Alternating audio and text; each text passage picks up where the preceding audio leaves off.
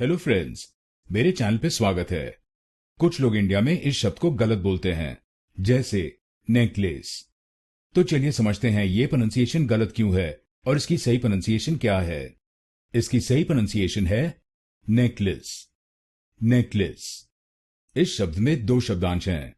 पहले शब्दांश को यानी NECK को बोलिए नेक, नेक। और दूसरे शब्दांश को यानी LACE को बोलिए लिस, लिस।